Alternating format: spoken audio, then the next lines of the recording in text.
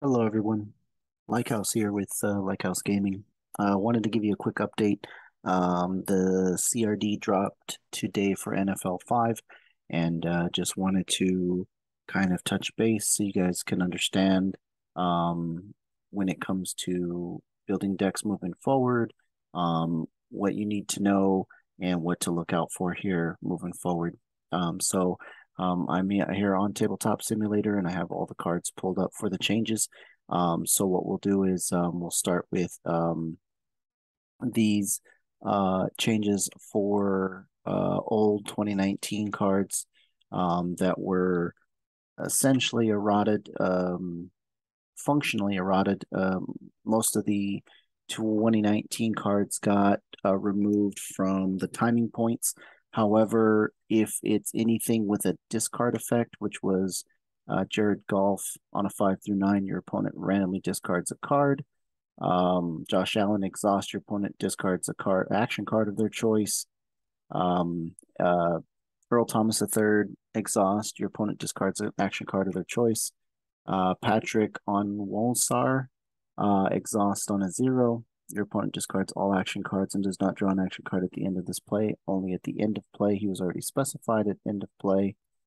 TJ McDonald on a 0 through 3 exhaust. Your opponent discards an action card at random. Um, any of these that were discard effects have functionally been moved to the end of the down. So basically, you would have to wait till the end of the play to actually go ahead and exhaust, make your opponent discard an action card. It kind of sets up so that you don't get an early discard. It's actually really, really good, considering you could Josh Allen early on at the beginning of your down before we even called in a single play and have them one action down. It just kind of makes sense. Same thing with Earl Thomas. These two really needed to get hit. I don't know so much about Jared Goff because it does say exhaust on a 5 through 9, which means you actually can't functionally use this until um, on-field adjustments, which at that point you should be able to play enough tabbing points to open up an action window. So start of possession, start of down prior to selecting play, and then of course the on-field adjustments. Like if you reveal your plays and it's within 5 through 9, he could activate Jared Golf, or your opponent could activate, or you could activate Jared Golf, and then in response you can then play a card, and I guess you get 2 for 1 because he's discarding a card once it resolves, and you played your cards. Um, but I don't see that like being too crazy because you still have to get that 5 through 9. Definitely these two here for sure seem to make sense. Patrick exhausts at the end of the play already. It does require you to be on a 0. And we already knew this, works at that point. Um, it makes sense to be where it's at. TJ McDonald's another one, 0 through 3. You're looking at 40% chance to hit those numbers. Then exhaust, your opponent randomly discards an action card. You're looking at, again, on field adjustments. I think these two here would be fine leaving them where they're at and say, this happens on field adjustments. These happen at end of play, and it would function just fine. As far as Cam Newton and Yannick, these two I feel like really definitely needed to be hit to be at the end of play. So if you look at Cam Newton, he makes some really weird interactions. Exhaust, you may exhaust one of your opponent's energized players. So basically, um, didn't want to tap down and then tap down your opponent.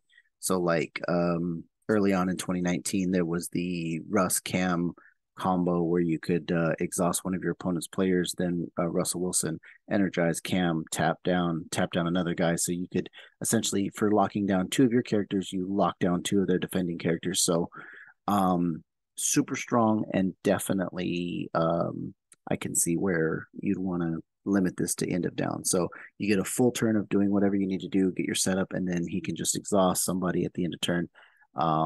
Is perfectly fine. Same thing with Yannick. I actually used him during the rules change when he hadn't gotten his errata, and it was just nasty to turn off like their offensive guys, especially because they've got so many offensive guys. I mean, now with 2022 coming up as the new meta, I don't see that like there's so many static abilities that don't require exhaust. But I mean, I can see where this would take away a good, good chunk, 95% of your player base that has like a run catch, receive tackle, or exhaust ability, that this would just kind of take those away. So putting them at the end of the down lets you functionally do everything you need to, including, possibly tackling with the person that you want to use the tackle effect on. And then this happens. So this is perfectly fine. Not a big deal, right? So next big change talking about is the not this Sunday change. Basically, it's going to be like Miraculous Play. It's going to have a unique tag on it. So now it's unique. You can only have one in your deck, and you're going to have to choose between Miraculous Play and Not This Sunday. So functionally, you're going to have to pick one or the other. Now, being that Miraculous Play is so good, there's not an errata or change to this particular card. It basically makes your offensive play unstoppable once per down or once per ball game, and then defense gets to take over possession on your 15. Both of these are only done on one side of the ball, so you get both functions, one on offense, one on defense. It definitely a game breaker, can blow out games. It's real strong. But then if you look at Not This Sunday, like having two of this card and being able to recur it was really, really strong. Also, now that it's unique and you have to pick between two, it's something that's going to give your deck building idea. Like, do I run this as more of a control strategy, or do I do this as more of a win hard strategy? And of course, if people are running this, you got to look out for this, because this is functionally going to, cancel that out. But oddly enough, if you cancel it out, it's not going to stop it from actually doing its thing, because it'll cancel the whole ability and you can still use it. It basically, this card's drawback, that it can only be played once per side of the ball, gets canceled if you Not This Sunday it. So if it gets Not This Sunday, no big deal. But Miraculous Play did take a big hit on the fact that like live ball turnovers versus replay down effects actually really hurt this. So if you're playing, I mean, you could just functionally play ball start on defense, or I mean, draw off sides on offense, and then if they play Miraculous Play, you can just draw off sides and then cancel this turnover, and then they burn that completely. So it makes this card much weaker, and it makes Not This Sunday a much stronger variant. So so many different things that this is able to cancel out and be very strong. So more than likely, you're going to see a lot more of Not This Sunday in decks where you can reuse it, because this is also, doesn't say can only be played once per side of the ball, or can only be canceled once, or anything like that. So if you have a way of recurring this back to your hand, you can redo it. Or if you go and shuffle it in and then training recall it back to your hand, whatever the case may be, you can continuously use this, as opposed to this just kind of just gets dead on one side or the other of the ball. And I've actually seen longer games where you use both of these effects and this is just a blank card. So definitely very strong. This card also loses its value on offense, very much so, with the next errata.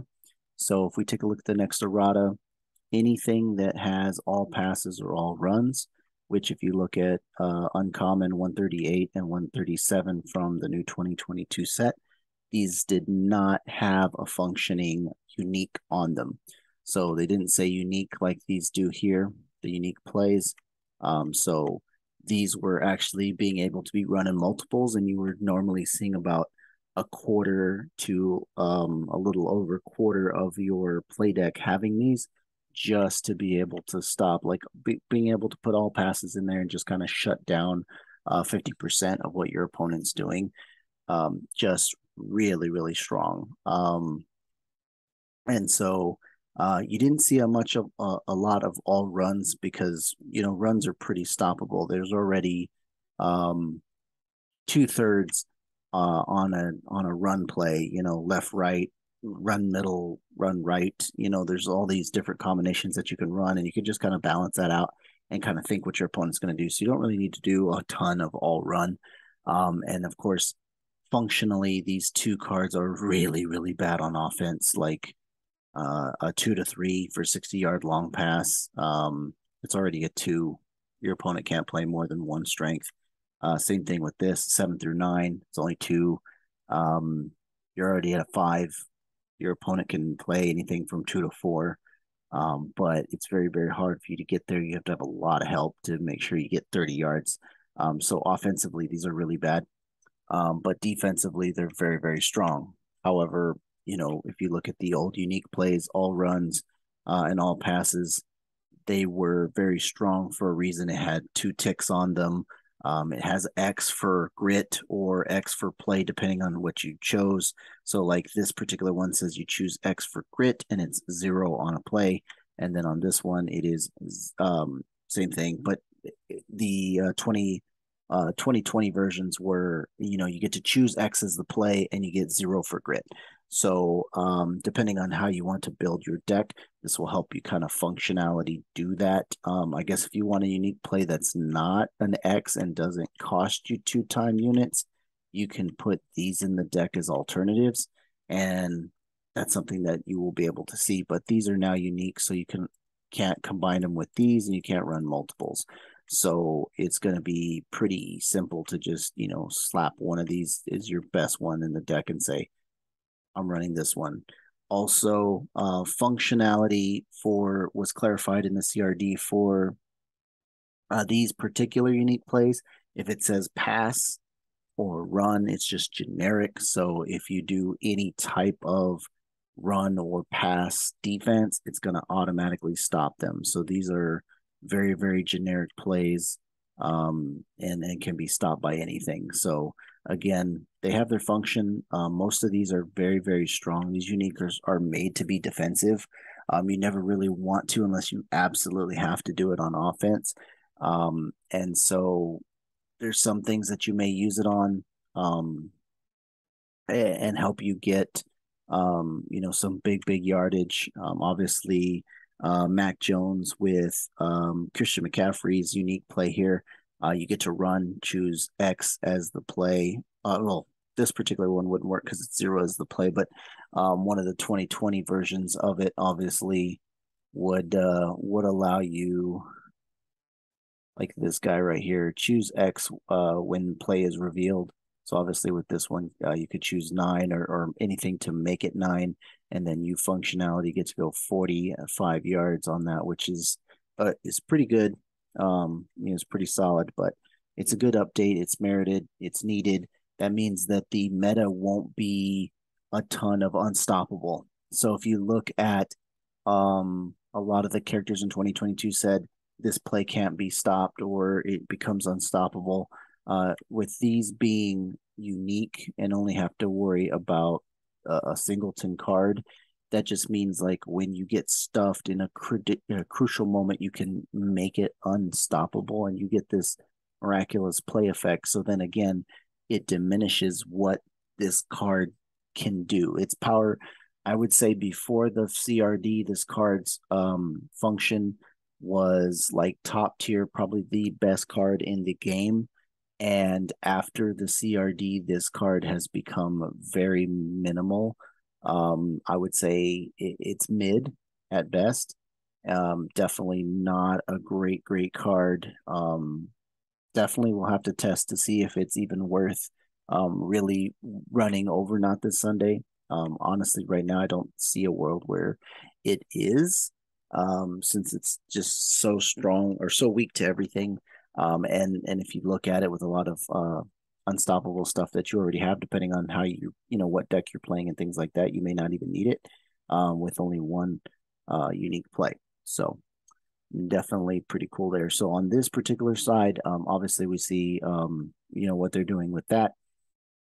For 2020 and 2022 or 2021 and 2022 erratas. So if we look at Justin Herbert and Patrick Mahomes, superstar, both of them are essentially audible effects.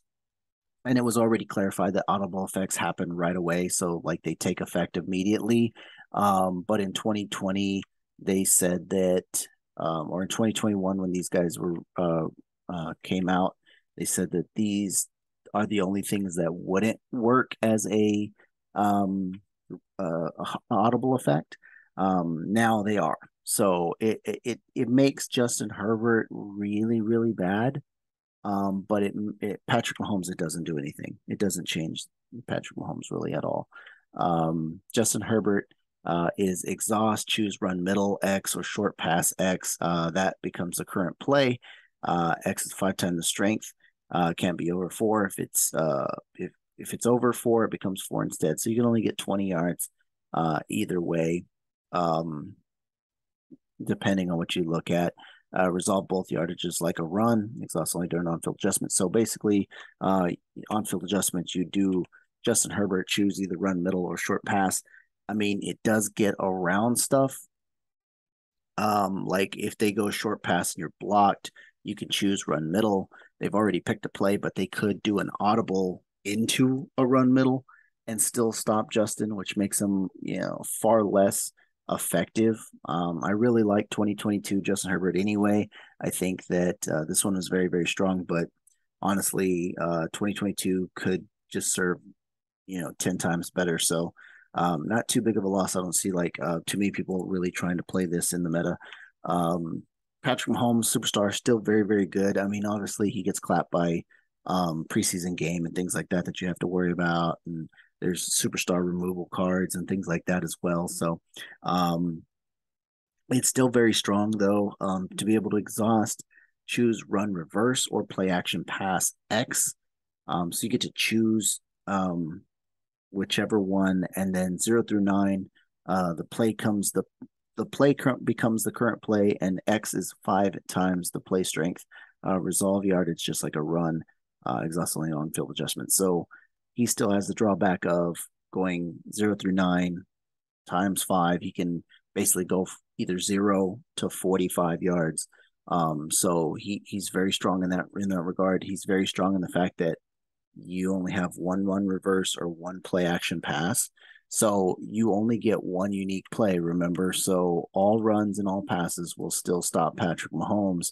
However, it's much harder for Patrick Mahomes to do his exhaust effect, and then you audible into one of these all passes, all runs to stop whatever they called. So functionally, it just works because then it keeps everything on keel. Like, obviously audible effects should be the same way, and these shouldn't, contradict any of the rules. It should just work normally. So I find that that's just fine. No big deal. 2022 erratas. Mike Evans just received a functional errata. He basically says all your successful passes are considered short passes, and then your long passes gain an additional 10 yards. Functionally, this card doesn't work at all. However, with the errata, now he does work. They clarified that all your successful passes are considered to be short runs, so then it becomes short pass in conjunction with whatever it already is. So if it's a long pass and then you change it to short pass, it counts as both, which definitely hurts Mike Evans's playability when it comes to defense, because now you're talking about your defensive cards for medium pass, short pass, long pass, whatever the case may be. If you run a bunch of short passes, Mike Evans considers all of your passes to be short. You get to block them and you just auto stop them now, unless you have something that says you're unstoppable. So like you would run him with like superstar Josh Allen, and then you can run short passes that are all unstoppable. Everything you throw, he makes it happen. And so now you're looking at, okay, cool, this is perfectly fine. Now I can throw any pass, it becomes short. It doesn't matter if you stop it, it's unstoppable. We're going to go the yardage. And of course, Mike Evans can get you an additional 10 if it's long. sure, I guess, if you want to run that. So, um, there's some ideas there. It seems to be okay. I don't see any issues with that. Like again, functional errata, all good. Big one, the moneymaker, of course, Deion Sanders. This is probably like preview wise, this was like the best card in the set. Like absolutely hands down was going to change the meta and how everything would play out. This guy would automatically shut down a single character on your opponent's offensive side, and he would be played in every single deck. I'm not saying that he doesn't have a slot, but now you have some wiggle room with his changes. So Deion Sanders reads as written. At the start of each possession, choose an opponent's player. If that player uses an ability, take possession of the ball. So initially, when he came out, this was said that an ability was run, receive, or exhaust. And so Deion Sanders could choose any one person and literally just shut them down. So if they had a run or receive ability, it shut them down. You would basically take a possession of the ball. If you looked at um, um, exhaust effects, like if you wanted to take away something that was an exhaust effect, like if they're, have Josh Allen, right? He's an exhaust effect that says, you discard a card. If you just say Deion Sanders says Josh Allen, you could never make me discard a card unless you wanted to lose the ball, right? And there were things around Deion Sanders that you could really just wait until you scored, and then at the end of that down, you just go through and do whatever you need to, and so it functionally gets around him. Now with his errata, it only works on exhaust effects. So now it clearly only works on any one of these guys here that say exhaust, right? So if they have an exhaust effect, it no longer counts tackle, receive or run abilities. So those triggers do not trigger Deion Sanders and they don't take over the ball. So does that help? Yes, very much so. It makes it so that he is not so dominant and he's not going to take over games. You can definitely look at adding him to a team and shutting down a lot of exhaust effects, because a lot of exhaust effects are definitely used, like, draw effects, exhaust, draw card, exhaust. I know the Lions, was this Williams. He can, untap your quarterback, tap him, draw two cards. That's a good guy that say, like, I'm just going to shut him off, and you can never use that. Not saying I can't ever use it unless I want to lose possession of the ball, or if I already score, then I can literally just use him because it's done at any timing point. So after I score into that possession or into that down, go ahead and flip it so that it's like, okay, there's no big deal. I'm already getting there, right? So no big deal on that end. So Deion Sanders got a functional errata, kind of makes it so that's not so busted. All in all, I really, really like the changes. I think it's great. It's great for the game. It's going to open up maybe not a whole lot of changes to be made there. It just kind of helps keep the functionality of the game going. When it comes to a lot of decks that I've had in league play and things like that, I mean, it doesn't really change. If anything, it just opens up your decks to be able to play other things, right? Um, you look at like, the Lions. Um, you look at the Lions that I previewed or deck teched in the league series last well, not last month anymore, a couple months ago. You literally take out one not this Sunday and you can take out a miraculous play. You really won't need those two. That brings your play deck down to from 23 to 21. And this functions just the same. Like it doesn't change anything on there by just removing the two cards. Um, this route, obviously, we would, have to. I don't think I ran the not. I'm pretty sure I ran the all passes. At least I thought I did. Does not look like I did. I ran just this one unique play, and I didn't run any of those all pass or all runs. So like functionally, this is still um just a solid option for Team Synergy deck. And so if you were to expect this in like a league game, of course you're gonna have to start looking at like running the Bucks with Tom Brady, so you're not getting the ball turned over all the time. But things like that, I feel like now that the CRD's out, we can start taking a look at some decks, start building some decks, and kind of go from there and say, okay, well, let's let's see what's available. Let's start diving in now that we know what's available to deck build and deck construct. We can definitely start moving in the right direction and getting some more deck techs out to you. And of course, we've got I believe starting next week or middle of November, keep a lookout for the league play. We'll have another league event where we'll be using Tabletop Simulator here, where you can actually, play, get some promos. You don't have to worry about winning. You just have to worry about showing up, playing your games, enjoying the game, just having fun. And that way you can, earn some promos. I know a lot of people had a lot of fun just being able to play the game. It's on your time. So whenever you and your opponent can have a time, you get a full week to complete your game, and just enjoy yourself, have a good time. No one's trying to like bash and win, and especially during the regular season. During the regular season, we're just out to have fun. When it comes to playoffs, obviously you want to bring your A game, try up it up a little bit and see what you can do. But other than that, I think it's definitely great for the game. It helps us to start playing, get some games in, start learning, things like that. Some things that you can see that you wouldn't normally see based on deck building restrictions and things like that. So, um, the other thing I want to touch base on here is the hand size. Obviously, in here it did get a functional change.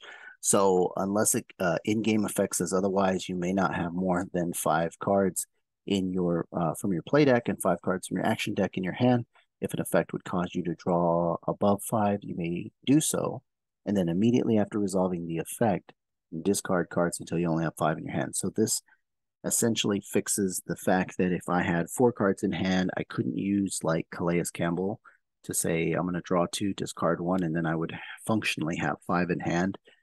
The prior rule said if you were to draw at any time and be over 5 cards, you could not draw. It just cancels its effect. So if I had 4 and I would go to draw 2, it puts me at 6.